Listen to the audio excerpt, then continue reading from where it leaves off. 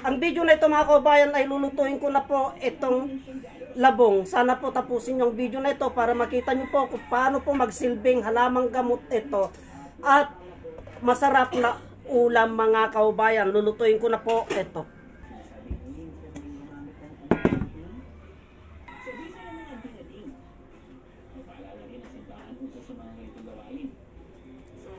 Hanggat pinapakulo ko po yun mga kabayan, ay isasalaysay ko po ang kakayahan ng labong.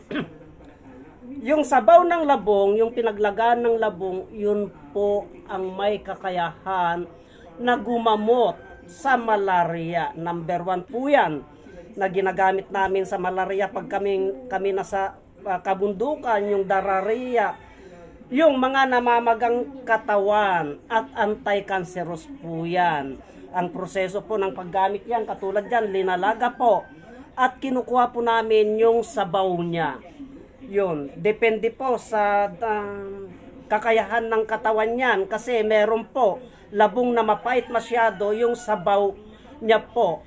Yun po ang nandun po ang bisa ng labong. Kasi po pag pinakuluan mo na po yan, hahalo na po sa tubig ang bisa niyan mga kababayan. At yung laman po ng labong ay mahina na po kasi naluto na po yun, Ngayon pag naluto na po yun, nandun na po sa tubig ang bisa niyan, yung labong na yan. At yung laman naman po ng labong, ay pwede na po ninyong lutuin yan. Lutuin na, bahala kayo kung anong luto ang gusto nyo. Pwedeng adobo, pwedeng dinengdeng, pwedeng salad, pwedeng kilawin. Mga kaubayan, may mga proseso po ang pamamaraan ng pagluluto niyan. Kaya makikita nyo po, ipapakita ko po kung paano yung pamamaraan namin para pamamaraan namin para igamot sa isang tao na may karamdaman. Yan, pag yung labong po at linuto mo po yan, napakulan na po yan, linuto mo po yan, anti-cancerous po yan pag hinaluan mo ng saluyot. Kasi dudulas po ng dudulas yun mga kababayan. Ganun po yun. At medyo mahina na po ang bisa niyan pag yung nalaga na. Kaya nasa tubig po lahat ang bisa niyan. Kaya po linalaga yan kasi po hindi mo po pwedeng iluto ng diretsuhan yan. Dahil mapait po yan. Mapait po yan. Hindi po mauulam yan. Yung pait na yon mga kaubayan, ay yun po ang may kakayahan na gumamot ng mga karamdaman. Isa na dyan, yung malaria po, yung nanginginig na ganyan. Hindi po balance yung temperature niya sa loob ng katawan, malakas po masyado ang init sa loob ng kanyang katawan. Kaya natatakpan po ng lamig yun. Kaya kahit mainit na mainit ang araw, kahit na anong sikat ng araw yan, pag sinumpong yun, pag nalamigan yung kalubluban nun, yung bituka nun, pag sinumpong yun, kahit anong tindi ng araw yan, babagsak yan at manginginig na ganun yan. Yun po yung malaria mga kaubayan. Hindi balance yung temperature natin sa katawan nyo. Ngayon yung dararia, yung walang tigil na pagdudumi o pagsusuka, may virus yun. Yang labong, yang sabaw ng labong ay may kakayahan po yan na patayin yung mga bakterya na yon na siyang nagbibigay ng karamdaman sa loob ng ating bituka. Kung halimbawa symptomatic ka po ng kanseros, ay yan din po yung ginagamit namin. Nasa kanya-kanyang proseso po yan. Pag symptomatic ka ng kanseros, linuluto po namin yan. Pag napakuluan na ganyan yan, iluluto mo yan, lagyan mo po ng saluyot yun. Pag nalagyan mo ng saluyot yun, matindi na po ang dulas nun. Yung dulas po nun, mga kaubayan, yung bisa ng saluyot at yung bisa ng labong, yung kasi hindi na ganong kanya, nabawasan na yung bisa niyan, mga kaubayan, dahil pinakuluan na. Pag nagsama yon at giniling ng tiyan natin, kung may bukol-bukol po tayo sa loob ng ating katawan, mga kaubayan, ay iis-isan niya po yun. Iis-isan niya po yun, tatanggalin niya po yun, isasama natin palabas yun. Ganun po.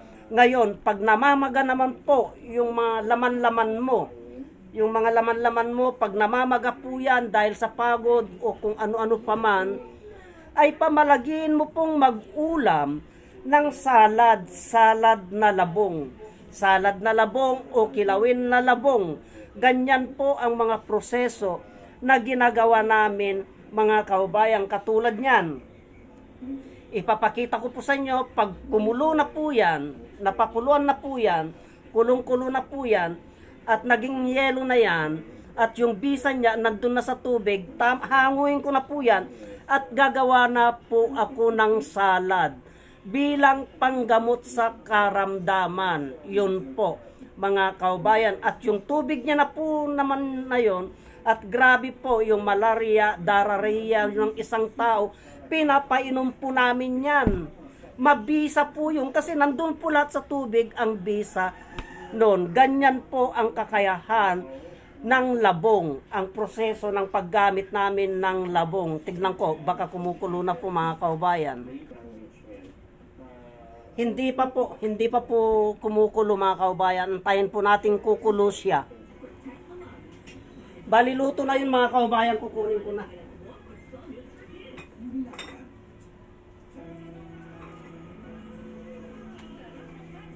Ito na po siya, luto na, kumulo na, napakuluan na. Kukunin ko yung sabaw nito, mga kaubayan, ganyan po.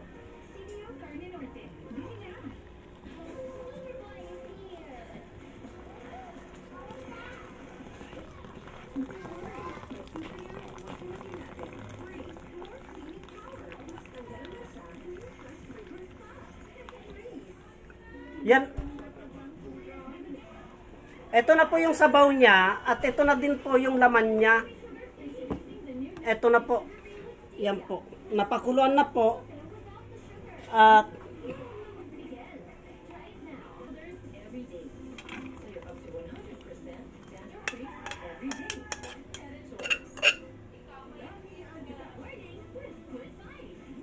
ito.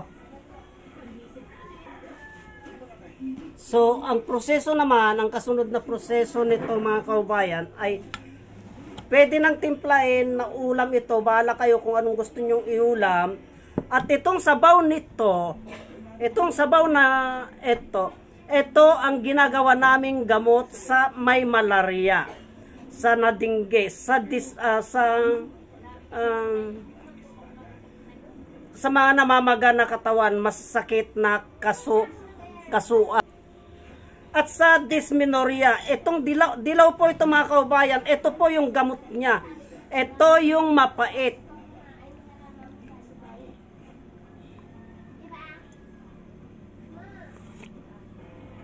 Oh, nandyan po yung lasa niya, mga kaubayan. Sa pait niya po. Yan po ang gumagamot. At ito naman po ay kinikilaw na namin. Nandito pa rin po kasi andito pa yung ibang bisa niya. Mga kaubayan, kinikilaw na po namin yan, sinasalad, ganito po.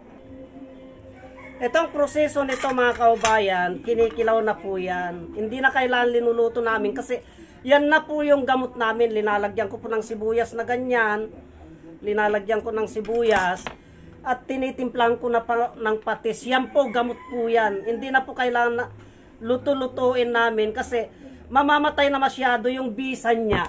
Wala na pong bisa yun. Mahina na po. Pang-ulam na lamang po yun. Pero ito po ay gamot po talaga ito. Nagugas po ako ng kamay. Ito po, pag naggagamot po kami sa mga may karamdaman, ganito po. O kaya blender na po namin ito. Baliban po sa tubig, ipinapainom po namin yan. Ito, kilawin na po ito.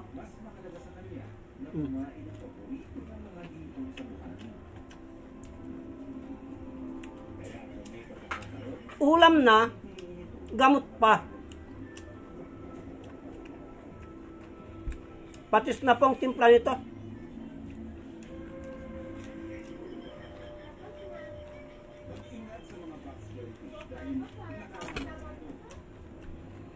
Yung iba ayaw pang kainin. Pero ito gamot na.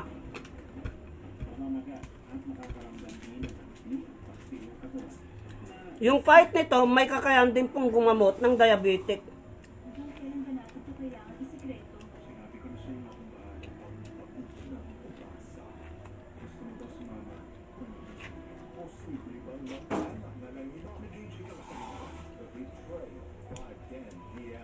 Hindi na po kailangan nalutuin pa yan ng masarap na kwan para magsilbing gamot sa katawan. Mamamatay po masyado yung bisa nun. At ito naman pong sabaw niya, ito na po yan. Ang lasa po nito, mainit. Nandito na po yung pait niya, nandito na po yung lasa niya. Yun po yung gumagamot sa malaria. Yun po yung gumagamot sa diarrhea. Yun po yung gumagamot sa mga sakit-sakit ng ating mga katawan. Yun po, ito naman po, pag linuto mo pong maigi to, ito, at hinaluan mo ng